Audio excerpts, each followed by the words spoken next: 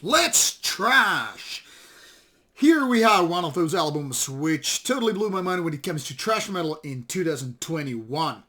Now, previously I had no encounters with this particular band, but I was lucky to have picked this for review back in the days. I mean, I was writing this for Inferno magazine, had no idea of physical copy and whatever, but I wanted to give it a chance because there is not too much good thrash metal around. So, enter Demonztrator. Kind of a weird name, and this is an album called Sinister Forces of Hatred, the second album by the band. But in one way, this is actually the debut album, because the band started as a cover band, and I don't know truly why, but whatever.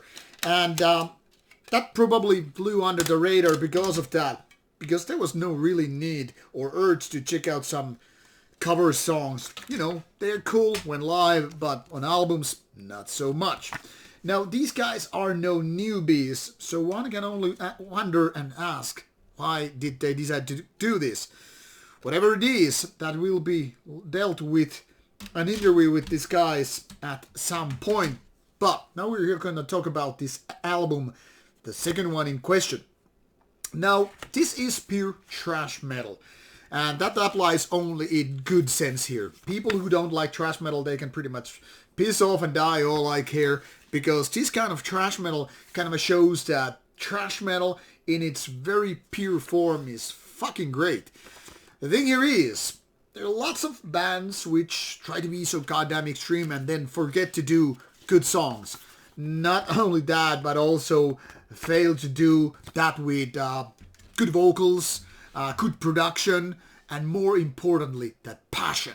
Now, whatever you do in art, or even entertainment, now, passion is something that you really can't imitate. You either have it or then you don't. Now, there is a saying, fake it until you make it. So, I guess so many bands actually do that before they actually deliver this passion, develop this passion. But then there are these bands that right away just, do it properly. Boom. And Demonztrator is one of those bands. This band has been out for a few years now, but it took quite a while for them to do this first real album. I don't know why would somebody give as low as 65% to this kind of music. Well, I actually do. I mean, there are matters of opinions always. But in my opinion, this is a lot better than that. This one runs for some 42 minutes, 10 songs. Very basic standard when it comes to album lengths and all. But this is exactly what we need when we're talking about some old school thrash metal. We don't need some 12-minute gimmick tracks. We don't need some 68 minutes of nonsense. We need right to the point, focus, boom, kill it, and move on. And that's exactly what these guys are doing. First of all, they have a lot of good ideas when it comes to riffs. They have this energy, this passion, the will to move mountains, if you will. And they do it with proper thrash metal. And even though one might say, yeah, it's a one-trick pony, I mean, all the songs are pretty much the same kind of a thrash metal. Well, yeah, it's pure trash. What did you expect? Some kind of, cheesy melodies or, this kind of a ballads that make you pet your spouse's hair or whatever. No, this is pure trash. This is much like Finnish equivalent to what, for example, Slayer did with, Raining Blood. You just don't include those kind of ballads or weird songs which make feel like misplaced. You have those aggressive vocals, check. You have proper kick-ass production, check. You have songs and riffs and guitar leads and everything that you need to have to make a good thrash metal albums.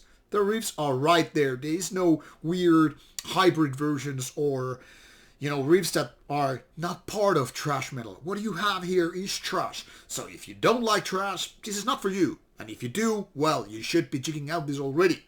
Now, if there is one mistake, one flaw which I would say on this album, and there is, and that would be the lack of hit songs.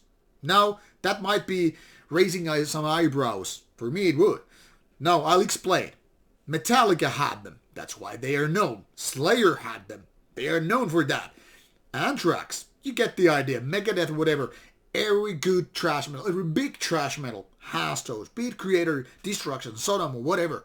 They all have those so-called hit songs. And that's only thing Demonztrator doesn't have. Not yet anyway. But even with that, this is a strong, solid album that leaves no stones unturned, so to speak. They go through every possible thrash metal corner, basically, and they do those riffs and songs and, everything that is needed there. So my hope is they will keep evolving and developing and progressing with this music and the style they have already chosen to be their torch in the dark. So this is a very, very good thrash metal album. I strongly recommend you to check it out. Even if you're not the biggest thrash metal fanatic out there, but if you have a soft spot for this particular genre, don't skip this one. Check it out, and I hope you truly like it. Because for me, this is going to my collection, not in the trash bin. That should tell you something. Alright, see you soon with more reviews coming your way.